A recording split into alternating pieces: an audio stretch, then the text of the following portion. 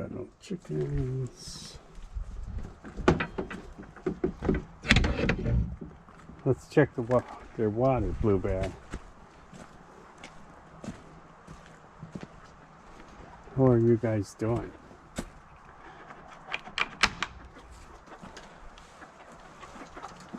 Oh, you guys are getting a lot bigger. A whole lot bigger. Yeah, we're good on the water. Okay, cool. Maybe get you some snacks later, chickens.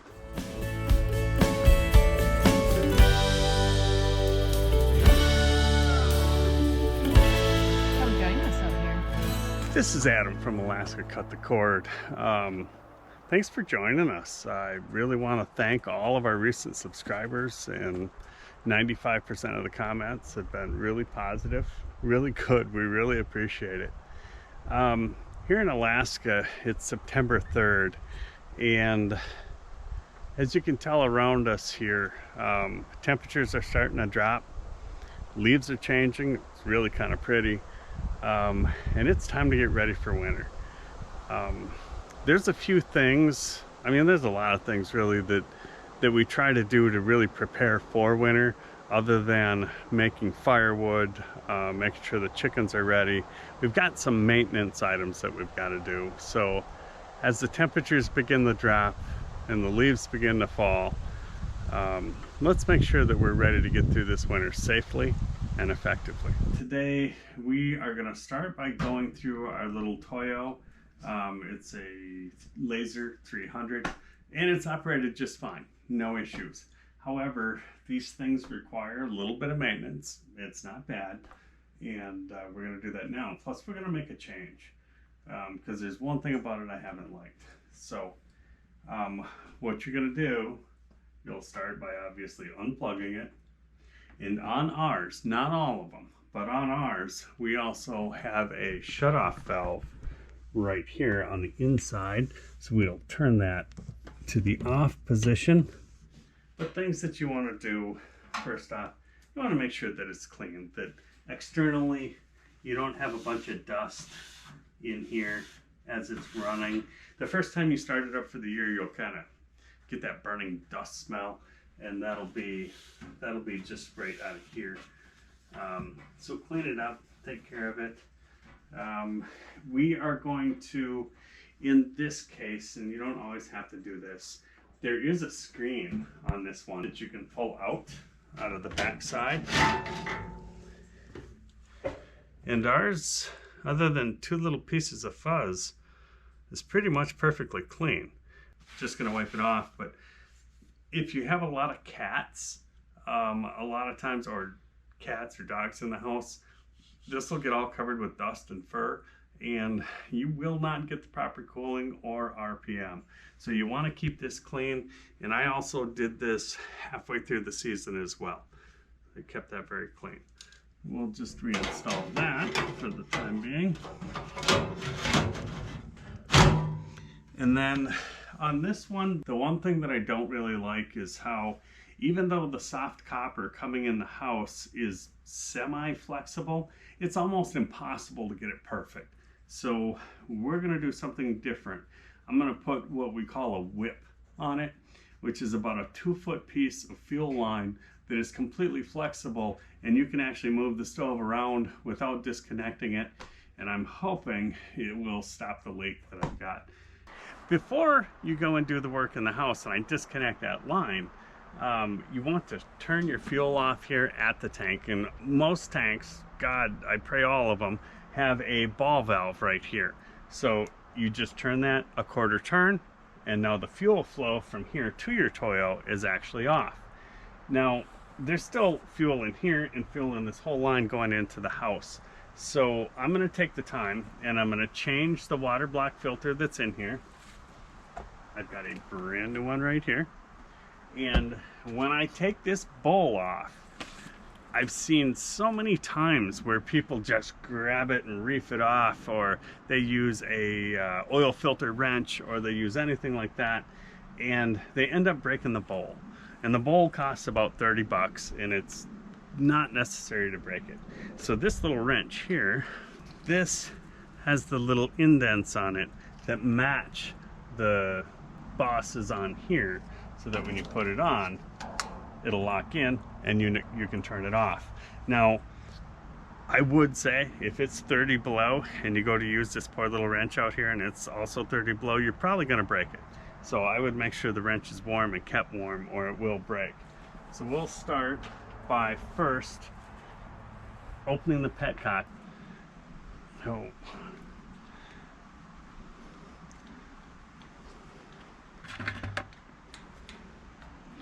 Wow, look at it flow. That's supposed to flow through there, but what I see a lot of times is that you'll get bugs like to build their little nest in there.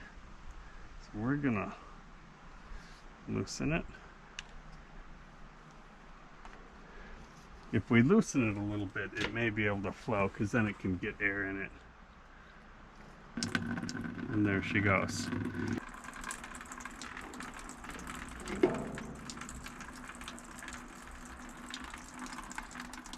There's a little bit of stuff in there.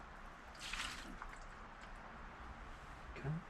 Now, when you take this off, obviously, you want it to be nice and clean. The first thing I'm going to do is turn my petcock back out. Otherwise, I'm going to forget. I'm going to open the fuel and it's going to drain on the ground, and that's an issue. This gasket that's on here, you can discard that. Your new filter will come with a new one. Now, should you have an accident and actually drop this bowl and break it, you can buy just this piece as a replacement. You don't have to buy the whole housing. So that's set up. Now we'll remove the filter, and this should just unscrew.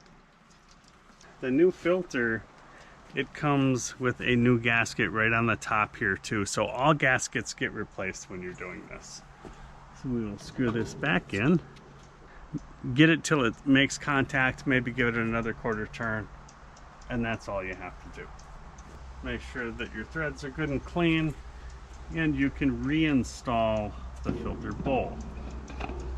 I will use the wrench to snug it up. And again, it's just until it makes contact, and then maybe you know, another just snug, not really tight. Now again, I'm going to verify that my petcock is all the way turned down. Now typically, this is when I would open my valve. However, we're going to do something a little different. We are going to replace the end of this line right here. The hard line, I made my bends nice and easy. I actually put extra copper in it so that in case of an earthquake or something, there's actually room for this to flex. You don't want it to be just the right length. It will break. You have 300 gallons of fuel behind that line should it break. So a couple of fail safes or room to move is critical. So in this case, I am going to install this. And the way we install this, I'm going to take this line off. I'm going to flare it like I did on the inside. And on this side here, it's going to get one of these. This just, it's called a push lock, and it pushes pretty hard. Okay, so with that, we have this end done. I'm not putting the other end on just yet, because I have to get it through the hole. And I would like the hole to not be any longer than necessary, or the hole to be any bigger than necessary, which it would be, because the other end is a little bit bigger where it's got the flare on it. Okay. It is critical on these, when you go to tighten these up, that you have a wrench on both ends. One to prevent it from loosening up, because inside of here is a little copper fitting that you can actually twist right out of the fuel pump and then have a big leak there. That one's a harder one to fix. Okay, so that. So unscrewed, we are going to get a little bit of a leak from this, so we'll let that go ahead and run out.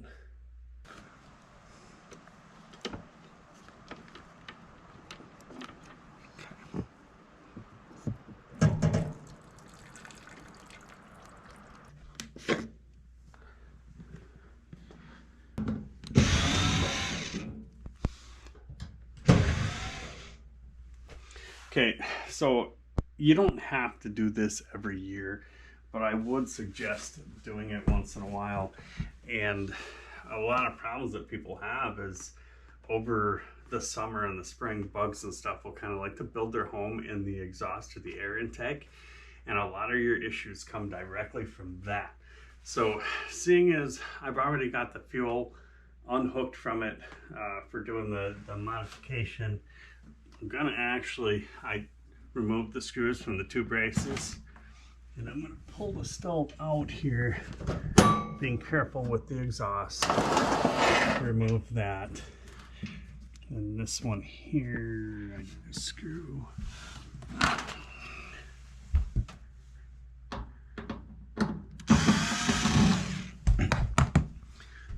Loosen that up, pop that off. And this is a good time to really look at your stove. And as I said before, ours had a leak in it, and that left a bunch of junk here in the bottom. I'm gonna clean that up because I want no more smells in the house. So now what you can do here, and honestly it works really good, is to take a vacuum, and I'm actually going to put it right in the exhaust here like this, as tightly as I can, and then that should remove any critters or spider webs sort of thing.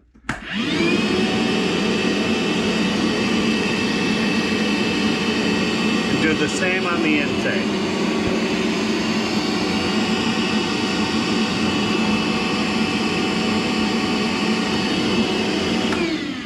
And if you notice there was no change in the RPM of the vacuum cleaner. If there were a restriction, it would sound like this.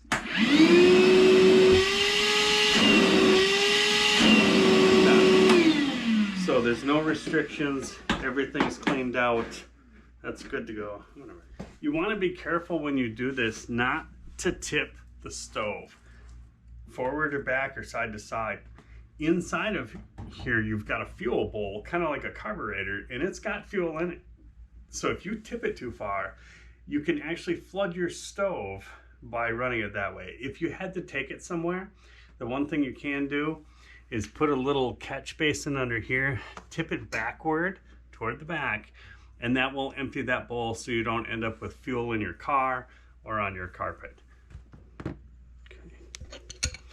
So here is where I'm putting a wrench on the one that goes into the stove, and I'm keeping tension on that right away.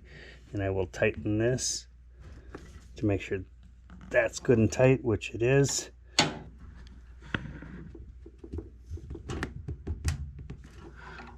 Get that good and tight.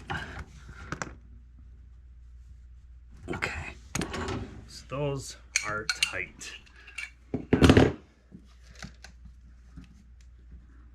Okay, so there's that. Now I'm going to slide this a little closer.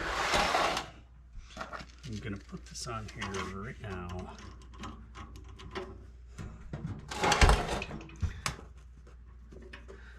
It can be a good idea too to actually draw a vacuum on this too, because that is your main fan that does double duty.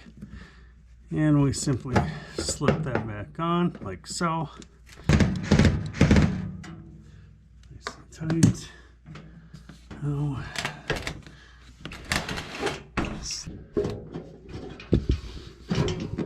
there we go.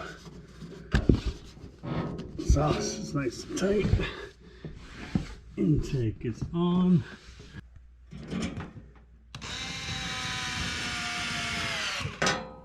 And the Toyo part is done. Now we'll go back outside and we will cut the copper line to the proper length, and we're going to reuse this flare here, which is the one that I took off the nut, because that'll work just fine. I still give myself a little bit of extra here. The critical part of doing this here, where you could really have a mistake, is if you hook this up and the hose is like that. Because what will happen there is any water that gets through that filter is going to settle in the low part of this hose, and it may actually take 2 or 3 years to happen, But eventually, one winter, when you need heat the most, you won't have it and you'll get an EE2 alarm. And that's because you're not getting fuel. You're not getting fuel because this little part right here will have an ice blockage in it. So you want everything to be on the same plane and a little bit higher than the stove.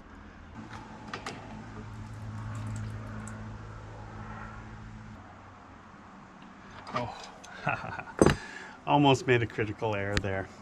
Before you put your flare on, put your nut on, or you'll be doing it again. So, the nut is on.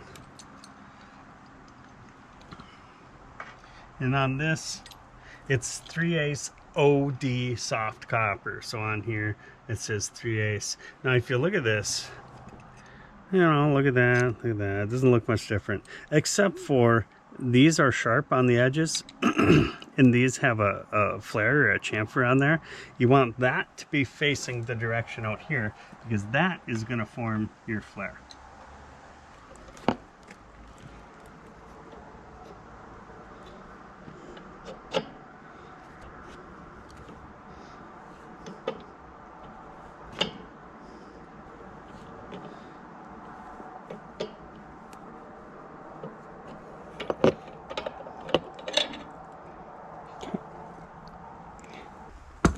Always inspect your flare afterwards to make sure that you didn't go too far, you didn't crack it, because it's easy to do. It's copper, it's soft, and moves a lot easier than steel does. Now we'll make our connection.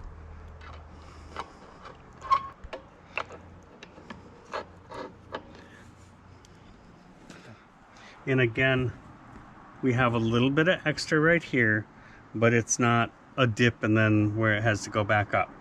So now we have flexibility where we could pull the stove out and not have to break the fuel connection, because every time you do that, you're running the risk of either cracking a fitting or just not getting a good tight seal and having a leak like we did all the time. So now that we're done, everything is done. We've changed the filter, we've cleaned everything, we've installed our flexible line, we've vacuumed out the intake and the exhaust. First thing we're gonna do, we're gonna open our fuel here, and you can see it fill back up. I had a panic moment because it looked like it was coming around the outside. Oh. And then the next thing we'll do is we're gonna inspect for leaks here, which I don't have any yet, and we're gonna go in the house and we're gonna look for leaks there. It's gonna take a little bit because it's gotta, all the fuel has to work its way through the filter before it can get down here, and then we'll check for leaks inside. I don't see any leaks here, which a leak there before the valve would tell me that I've got an issue right there, which I do not. So check everything out. Now I'm gonna open the valve to the stove, and like I said, it's going to take a little bit. We're gonna give her just a few minutes. We can go ahead and plug the stove back in. And this is your thermostat. Kind of a weird little deal for a thermostat.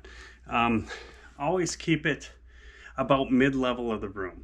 Otherwise, if it's laying on the floor, I have seen dogs, cats, and most of all, rabbits chew them to pieces. They'll chew off one a week and they cost about 50 bucks.